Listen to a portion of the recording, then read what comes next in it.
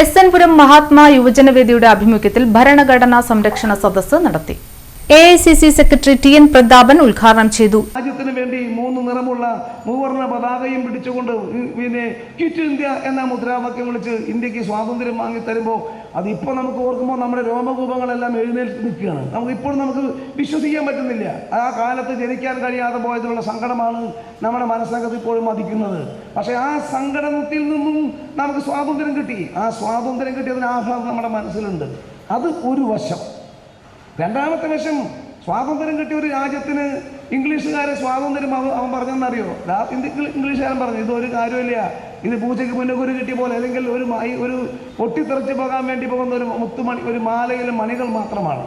വ്യത്യസ്ത രാജ്യങ്ങൾ, വ്യത്യസ്ത ഭാഷകൾ, വ്യത്യസ്ത നാട്ടുരാജ്യങ്ങൾ, വ്യത്യസ്ത സംസ്കാരങ്ങൾ, അധികാരത്തിന് വേണ്ടി ശണ്ട കൂടുന്ന ആളുകൾ, അങ്ങനെയുള്ള ഒരു ഒരു ഭൂവിഭാഗത്തിന് ഒരിക്കലും ഇത് ഒരുമിച്ച് കൊണ്ടുപോകാൻ വേണ്ടി പറ്റൂല എന്ന് പറഞ്ഞിട്ടാണ് നമ്മളെ ശപിച്ചു തരുന്ന പോലെയാണ് സ്വാതന്ത്ര്യം നമ്മൾ ഇംഗ്ലീഷുകാരൻ ഇന്ത്യയിൽ നിന്നും കടന്നു. ചടങ്ങിൽ കെ.എം. മാനവേന്ദ്രൻ അധ്യക്ഷത വഹിച്ചു.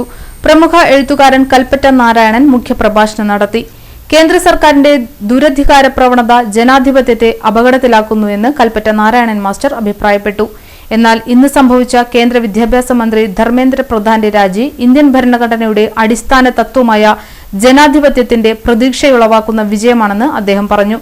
കോൺഗ്രസ് മണ്ഡലം പ്രസിഡന്റ് പ്രൊഫസർ കെ.എസ്. സിറാജ്, നേതാക്കളായ P K. Shamsuddin, Sunil P. Menon, R B. Muhammad Ali, K R. Ashokan, P K. Abdul Rahman master, Sainuddin Kattakath, K R. Nitish Kumar, Salam Kuzhuppully, Benny Kavalamkuzhy, T S. Rajendran master, C B. Jayalakshmi teacher, Mary Jolly, Haris Ashraf എന്നിവർ പ്രസംഗിച്ചു.